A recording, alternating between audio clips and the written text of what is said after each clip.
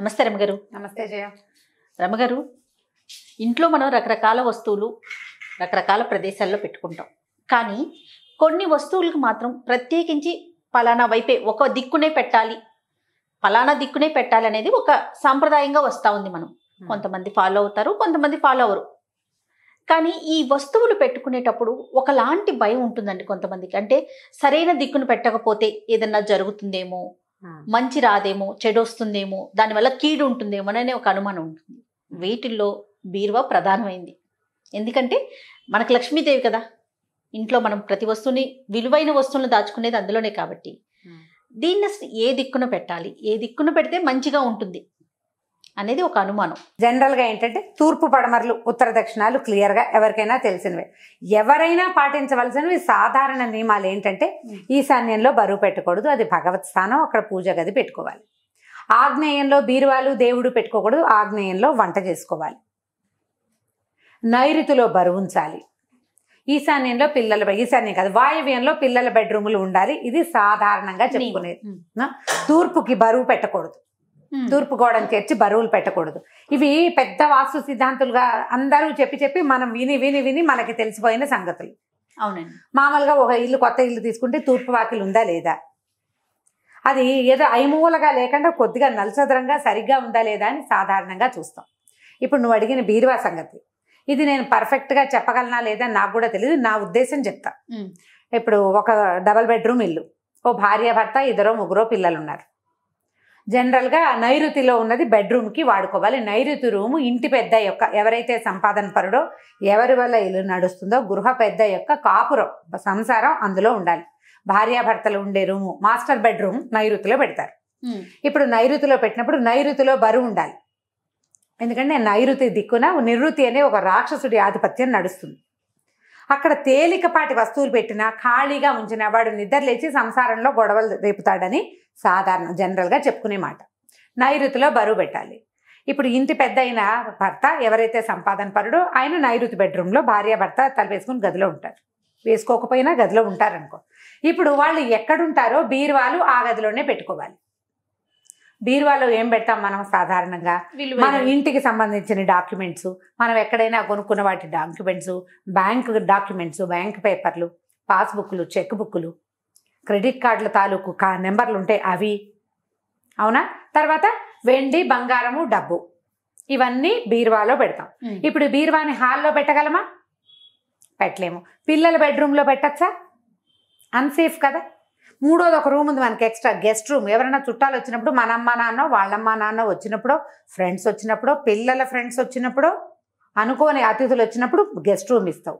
నువ్వు వాడని guest room కానీ, పిల్లలు పడుకోవడానికి యూజ్ అయ్యే పిల్లల రూమ్లో కానీ డబ్బు, బంగారం, నగలు, డాక్యుమెంట్స్ పెట్టకూడదు. ఇది సాధారణ ఖచ్చితమైన నియమం. మనం ఎక్కడుంటామో సేఫ్ సైడ్ కోసం మన దగ్గరే పెట్టుకోవాలి. దిక్కు ఎట్లా ఉండాలంటే నైరుతిలోనే పెట్టాలి అంతే. ఇప్పుడు ఆ నైరుతి మనం ఒక గదిలో ఉంటే, మనకు ఆ గదిలో నైరుతిలో బాత్రూమ్ ఉంటే ఏం చెయ్యాలి? నైరుతిలో ఆల్రెడీ అల్మర్ ఉంటే ఏం చెయ్యాలి? అక్కడ ఖాళీ లేదు బీరువా పెట్టడానికి ఏం చేయాలి? వందల ప్రశ్నలు. అవునండి, ఎన్నో ప్రశ్నలు. మన ఇంటిని బట్టి కదా వాస్తు. అక్కడ కుదరలేదు, అప్పుడు ఈ బీరువా ఏం చేసుకోవాలి అని బెంగెట్టుకుంటాం మనం. చాలా బెంగగా ఉంటుంది. అప్పుడు ఏం చేస్తాము? మనకున్న అవకాశాన్ని బట్టి నైరుతి రూమ్లను, మాస్టర్ బెడ్రూమ్ ఏదైతే ఉందో అక్కడే డబ్బులు పెట్టుకోవాలి. నైరుతిలో బీరువా ఉంచాలి అని ఎంతమంది పెద్దవాళ్ళు చెప్తారో. కాకపోతే ఈ మధ్య నేను ఇంకొక చోట ఏం చదివానంటే, నైరుతిలో పెట్టిన డబ్బు మనకు అక్కడికి రాదు, ప్రవాహంలాగా పోతుంది, నైరుతిలో డబ్బులు పెట్టకూడదు. బీరువా పెట్టండి కానీ డబ్బులు పెట్టకండి. అది ఎలా కుదురుతుంది? అన్నం తినండి కానీ మింగకండి, ఇలాగా ఉంటుంది. అలా ఎలా చేస్తాం? అది సాధ్యం కాదు. అందుకని ఏం చేయొచ్చు? ఆ నైరుతిలో పెట్టుకున్న బీరువాని ఉత్తరం వైపుకి ఉండేలాగా పెట్టుకోవచ్చు. ఉత్తరం వైపుకి చూసేలాగా పెట్టచ్చు. నైరుతి దిక్కునే ఉత్తరం వైపు చూసేలాగా బీరువా ఉత్తరం వైపుకి చూసేలాగా పెట్టుకోవచ్చు. చిన్న తేడాలతోటి ఉత్తరపు మధ్యలో, ఉత్తర దిక్కుకి మధ్యలో ఉండేలాగా కూడా బీరువా పెట్టుకోవాలి. డబ్బులు, బీరువా అంటే బరువైన వస్తువు. సాధారణంగా ఇనప ఉంటాయి ఎవరింట్లో అయినా బీరువా కదా. ఒకవేళ అక్కడ మీకు సాధ్యపడలేదు, అసలు మీకు బీరువాయే లేదు, అప్పుడు ఆ పక్కన ఉన్న అల్మర్లో ఉత్తరం వైపు ఉన్న దాన్ని పెట్టుకుంటే కనుక ధనం ప్రవాహంగా వస్తుందని చెప్తారు. ప్రవాహంగా ఎలా వస్తుంది? మనకి ఎంత సంపాదన ఉంటే అంతే వస్తుంది. ఇవన్నీ మాటలే. ఎక్కడి నుంచైనా ఊడి పడిపోవు డబ్బులు, సంపాదిస్తే వస్తుంది. ఆ సంపాదన వేగం ఇంకొంచెం పెరుగుతుంది.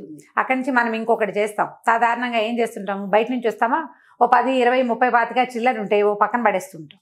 అవునండి, పక్కన పడేస్తాం. చాలా మందికి, మా ఇంట్లో కూడా మా పిల్లలకి 2, 3 టీపాయిలు ఉంటాయి, ఒకడక్కడ ఒకటి ఇక్కడ పెడుతుంటారు, అందులో నుంచి తీస్తూ ఉంటారు. ఆడవాళ్ళకి అంటే నాకు లేదు కానీ సాధారణంగా కిచెన్లలో ఎక్కడైనా అందుబాటులో పెట్టుకుంటారు. ఈ పద్ధతి మానేసేయండి. డబ్బు ప్రవాహంగా రావాలంటే దానికి ఒక నియమమైన ప్లేసు. డబ్బు అంటే లక్ష్మీదేవి, ఆమెని ఎక్కడ పడితే అక్కడ పారేయకూడదు. పావలా కింద పడితే ఏం చేస్తా, పోతే పోయింది అనుకుంటామా, తింగమనంగానే పోనీ మన డబ్బులు పడ్డాయి అనుకో, మన ఎదురుకుండా ఎవరో ఒక ఆవిడ వస్తుంది, మందే చేయి జారి రూపాయి బెల్లి పడింది, ఆవిడ వంగినా తీసి కళ్ళకద్దుకుని మన చేతిలో పెడుతుంది కదా. అంటే చాలా గౌరవించవలసిన వస్తువు ఏది, డబ్బు. డబ్బు లక్ష్మీదేవి. ఎడం చేత్తో పెట్టద్దు, ఎక్కడ పడితే అక్కడ పెట్టద్దు. మీ బీరువా ఎక్కడున్నప్పటికీ మీకు దిక్కులు కుదరకపోతే బెంగ పెట్టుకోవద్దు. అందుకు చెప్తున్నా ఈ పాయింట్. బీరువా మీద పూర్తి దిక్కు క్లారిటీ మీకు వచ్చిందని నేను అనుకోవటం లేదు. క్లారిటీగా చెప్పినట్టు నాకు కూడా అనిపించట్లేదు. నేను చెప్పగలిగేది అదే, మీ ఇళ్లకు ఉన్న అవకాశాన్ని బట్టి. బట్ డబ్బుల్ని ఏం చేయాలి, 2 డబ్బులు బంగారం, ఈ రెండిటి గురించి సాధారణ జనాలకు చెప్పే మాట అన్నమాట ఇది. చిల్లర వేయడానికి ఖచ్చితంగా ఒక వస్తువు పెట్టుకోండి. ఎవరైనా ఆడమగ పిల్ల మేక అందులోనే వేయాలి. చిల్లర అక్కడి నుంచే తీయాలి.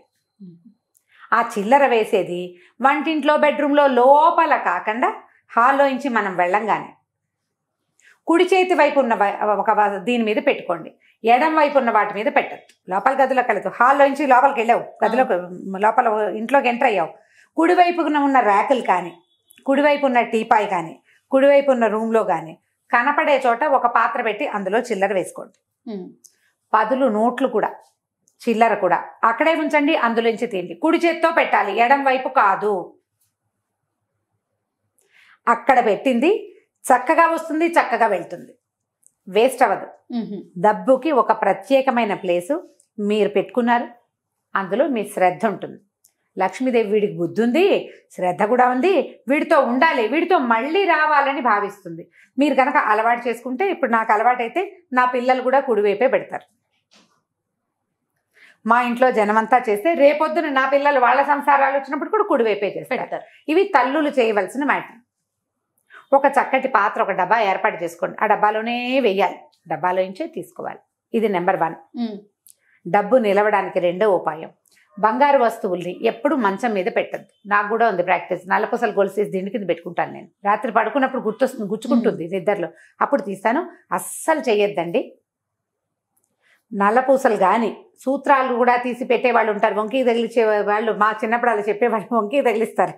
వంకెలకి ఎవరు తగిలిచ్చారు ఓపెన్గా, కానీ స్నానానికి వెళ్ళేటప్పుడు, తర్వాత రాత్రి పడుకున్నప్పుడు మెళ్ళలో గుచ్చుకుంటుందనో, చెవి కమ్మలు గుచ్చుకుంటున్నాయనో తీసి దిండు కింద పెడతాం కదా, అస్సలు చేయబోకండి. ఆ పని చేయొద్దు. డబ్బులు బంగారం రాదు మనకి. మనకు అవసరం ఏంటి, ఒకటి డబ్బు, 2వది బంగారం. అవే కదా మన ఇవి మెయిన్. ఎక్కడ పెట్టాలంటారు, వీటిని ఖచ్చితంగా కుడివైపు ఉన్న ర్యాక్లో పెట్టుకోండి. బెడ్రూమ్లో, మీరు బెడ్రూమ్లోకి ఎంటర్ అవ్వగానే ఎడం వైపు మీకు అల్మార్లు ఉన్నాయి, చాలా ఎడం వైపే ఉన్నాయి, కుడివైపు లేవు. ఒక చిన్న టీపాయో, ఒక స్టూలో, ఒక ర్యాకో చిన్నది అరేంజ్ చేసుకోండి. తాత్కాలికంగా పెట్టిన వస్తువులన్నింటినీ కుడివైపు ఉన్న ర్యాక్లో పెట్టే ప్రాక్టీస్ చేయండి. స్నానానికి వెళ్తూ బాత్రూమ్ పక్కన ఉన్న ర్యాక్లో, ఒకటి బాత్రూమ్ దగ్గర కానీ, లేకపోతే బెడ్కి పక్కన కానీ, బెడ్స్కి పక్కన చిన్న చిన్న స్టూల్స్ ఏర్పడతామా, గుర్తుపెట్టుకుని వాటి మీద పెట్టడం, వాటి మీద నుంచే తీయటం. పొరపాటును కూడా మంచం మీద పెట్టద్దు. డబ్బులు కానీ బంగారం కానీ 2 మంచాల మీద పెట్టకూడదు. పెడితే లక్ష్మికి నచ్చదు, అవి నిద్రపోతాయి. ఇంకో వస్తువుని రమ్మని పిలవ్వు. అయినా మాకు బోళ్ళంత బంగారం ఉందంటే నేను ఎప్పుడు మంచం మీదే పెడతానంటే మీరు చాలా పొరపాటు పడుతున్నట్టు. మీ దగ్గర ఉన్న చాలా బంగారానికి త్రిబులైనా మీ దగ్గర ఉండొచ్చు. మీరు మంచం మీద పెట్టడం వల్లే అక్కడే అయిపోయింది అది. మీ దగ్గర 100 కాసులు ఉన్నా కూడా 200 ఉండొచ్చు మీకు. 100% ఇది పాటించండి. ఈ రకమైన పాటింపు వల్ల మీ బీరువా నైరుతిలో ఉండి మీరు ఉత్తరం వైపుకి పెట్టుకోలేక మీకు కుదరకపోయినా కూడా ఈ డబ్బుని గౌరవించే ఈ విధానం వల్ల మీ దగ్గరికి డబ్బు బంగారము ఖచ్చితంగా వస్తాయి. నియమంగా చేయాలి. దేనితోటైనా మనకి ప్రత్యేకమైన వస్తువుల్ని నియమబద్ధంగా ఉంచుకోవాలి, అంతే కదా. ఇప్పుడు బీరువా మీ ఇంట్లో ఉన్న వాస్తు ప్రకారం మీ వాస్తు సిద్ధాంతం అడిగి రమారావు గారు చెప్పారండి అని మాత్రం అడగండి. ఖచ్చితంగా మీకేం కావాలో మీ ఇంట్లో మీరు ఎలా పెట్టుకోవాలో మీరు నమ్మే ఒక పెద్దవారిని ఒకరిని కనుక్కొని ప్రతి ఇంట్లోనూ దాన్నే పాటించేందుకు అవకాశం ఉంటే సరే. లేకపోతే కొత్త ఇంట్లో మారేం, అక్కడ అవకాశం ఉంది, మళ్ళీ ఒకసారి కనుక్కోండి. మళ్ళీ ఒకసారి అడగండి. బీరువా మాత్రం నైరుతిలోనే ఉండాలి, ఎందుకంటే నైరుతిలో బరువు ఉండాలి, ఇనప వస్తువు ఉండాలి, అదొక మూలగా ఉంటుంది కాబట్టి అక్కడ బీరువాలు పెట్టుకోండి. డబ్బులు ఎటు పెట్టాలి ఏమిటి అనేది మాత్రం మీకు అనుమానం ఉంటే ఖచ్చితంగా అడగండి. నేను ఇదే చెప్పదలుచుకున్నా. మీరు ఇప్పుడు ధర్మ సందేహాలు చెప్పమని అడిగారు కదా, నన్ను అడిగితే ఇలాంటి ఆన్సర్లు వస్తాయి. ఇది ధర్మ సందేహం కాదు రమ్మ గారు, జనరల్ గా వచ్చే డౌట్ ఇది. అలాగా ఇప్పుడు ఇది ధర్మ సందేహం క్వశ్చన్స్ కింద ఇచ్చాడు నాకు లైన్.